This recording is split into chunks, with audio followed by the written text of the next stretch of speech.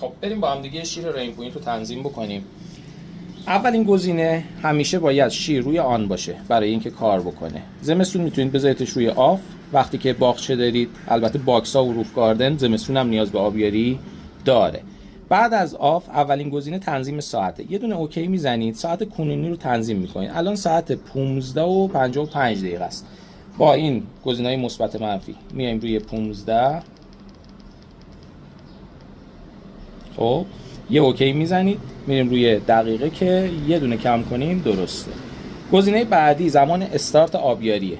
با توجه به نیازتون من معمولا صبح و غروب رو توصیه میکنم برای آبیاری که این ساعت 11 میذاریمش روی 9 صبح که معمولا منزلم هستن یا 8 و نیم و یه دونه اوکی میزنید، دقیقه هم تنظیم میکنید که روی 9 تمام میذاریم. گزینه بعدی مدت زمانی که داره شیر باز آب میده. ساعت رو معمولا نیاز ندارید، برای باغچه‌های بزرگ نیازه که آب پاش دارید، ولی برای چنین باکس‌های تراسی فقط دقیقه. اوکی میزنید میره روی دقیقه.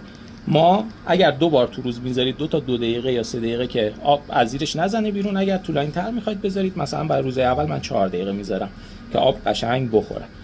گزینه آخر تواتر یا فرکانسی آبیاری. این خودش روی 3، من برای روزهای اول میذارمش روی 2، ولی کارفرما باید یه 6-7 روز بعد که خوب آب خوردن بذاره روی 3 روز یه بار. بهار 3 روز یه بار، تابستون هر روز، پاییز هم 3 روز یه بار.